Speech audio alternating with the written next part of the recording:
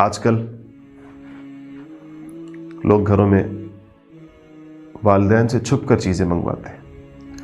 مجھے بعض والدین شکایت کرتے ہیں، کہتے ہیں کہ ہماری تو عمر بھی زیادہ اب کھانے پینے کی نہیں ہے، لیکن فون کر کے مختلف قسم کے کھانے پینے کی چیزیں منگوائے جاتے ہیں گھروں میں، اور وہ پھر والدین کی نگاہیں چھپا کر کمروں میں لے جائی جا رہی ہوتی۔ اسی طرح بعض بندے دفتروں سے آتے ہوئے کچھ کھانے پینے کا ایسا سامان لاتے ہیں جو سیدھا اپنے کمروں میں لے جاتے ہیں، اور والدین کو کوشش کرتے ہیں کہ ان کو پتہ بھی نہ چلے۔ تو اس عمل کو دیکھیے، ان صاحب کی حدیث کو دیکھیں کہ جو چیز پہلے والدین کو نہ ملے، کیا برکت ہوگی اس میں جو اس گھر میں آئے۔ اور اس سے بھی زیادہ سخت بات یہ ہے کہ بعض اوقات اس کی خوشبوئیں اور وہ ان کو پتہ چل جاتی، اور کیا سوچتے ہوں گے کہ یہ وہ اولاد ہے جس کے منہ میں نوالا ہم نے دیا، جس کو وہ اس ماں نے اس کو اپنے دودھ پلانے سے اس کا آغاز کیا تھا اور اس کو پالا پوسا اور بڑا کیا۔ آج جب اس کے اپنے بیوی بچوں کا وقت آ گیا تو وہ ان کو اپنے ساتھ بٹھا کر کھلانے کا روادار بھی نہیں۔ وہی سمجھتا ہے کہ ہاں، اگر کسی کی پرہیز ہو اور سختی سے ڈاکٹروں نے اس کی ممانعت کی ہو تو بھی اس کی کوئی ایسی شکل بنائی جائے کہ اس میں یہ تاثر نہ جائے کہ ان سے چھپا کر سارا کچھ ہو رہا ہے، یا ان کو شریک کرنے سے۔ اس کا طریقہ یہ ہونا چاہیے کہ جو ان کی پسند کی چیز ہو، جو ان کے لیے ٹھیک چیز ہے، اس کو سامنے ان کے رکھا جائے، اور پھر ان کی پرہیزی چیزوں سے ظاہر بات ہے بعض اوقات روکنا پڑتا ہے، لیکن اس میں ان کے لیے بھی کوئی نہ کوئی چیز ضرور ہونی چاہیے تاکہ گھر میں یہ تاثر نہ ہو کہ بیوی بچوں کو تو کھلا دیا اور والدین کو چھوڑ دیا۔ وہ ضروری نہیں کہ عام کھانا تو ان کو ملا ہی ہوگا، لیکن جو چیزیں اور بھی لائی جاتی ہیں گھروں کے اندر، تو اس میں انسانوں سے کوتاہی ہوتی ہے۔ یہ تو کھانے پینے کی چیزیں ہیں، سچی بات یہ ہے کہ والدین کی دوا دارو میں بھی کوتاہی ہوتی ہے گھروں میں۔ مجھے واسطہ رہتا ہے، مجھے چیزیں پتہ چلتی رہتی ہیں، والدین شکایتیں کرتے رہتے ہیں، بتاتے رہتے ہیں۔ شاید اپنے بچے کے لیے ٹافی اور چاکلیٹ لانے میں انسان جتنا مستعد اور بیدار ہے اور ہوشیار ہے، ماں باپ کی دوائی لانے میں اتنا نہ ہو۔ اپنے بچوں کی فرمائشیں پوری کرنے میں انسان جتنا تیز ہے، والدین کی بنیادی ضروریات پوری کرنے میں بعض اوقات کوتاہی کر رہا ہوتا ہے۔ یہ ہر جگہ کی بات نہیں ہے، بڑی بڑی سعادت مند اولادیں بھی ہوتی ہیں۔ ظاہر بات ہے کہ جب بات ہو رہی ہوتی ہے تو اس کا مطلب یہ نہیں کہ معاشرے کے ہر فرد ہی ایسا ہے۔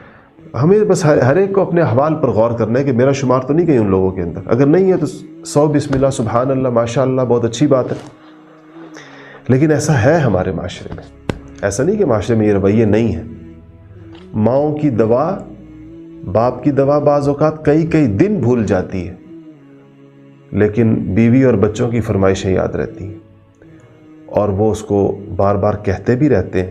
ماں تو ایک دفعہ کہہ کر بعض اوقات خاموش ہو جاتی، بعض دفعہ ایک دفعہ بھی نہیں کہتی، اور خود آپ کو جا کر دیکھنا ہوتا ہے ان کی ضروریات کو۔ کتنے والدین ایسے ہیں جو اپنی ضرورت اپنے لبوں پر نہیں لا سکتے۔ یہ تو دیکھنے کی چیز ہے، جا کر خود محسوس کرنے کی چیز ہے، خود کریت کر معلوم کرنے کی چیز ہے۔ تو اس میں اللہ تعالی ہم سب کو صراط مستقیم کی اور ہدایت کی توفیق عطا فرمائے۔ بہت ناشکری اور بڑی والدین کی حق تلفی ہے اگر ان کی ضروریات پوری نہ ہو رہی ہوں۔ ہمارے پاس ہماری زندگی چاہے جتنی بھی مصروف ہو جائے، یاد رکھیے گا میری اس بات کو، ہم والدین سے زیادہ بڑی مصروفیت کوئی اور نہیں ہو سکتی۔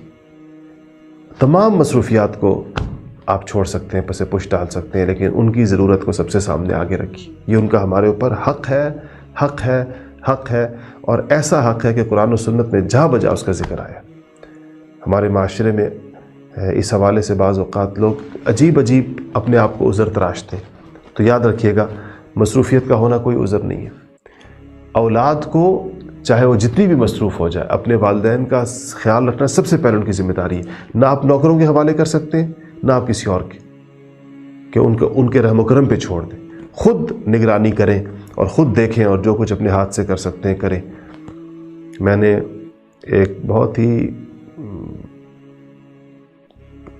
کھاتے پیتے پاکستان کے ایک بہت ہی مالدار حکمران کو مکہ مکرمہ میں دیکھا،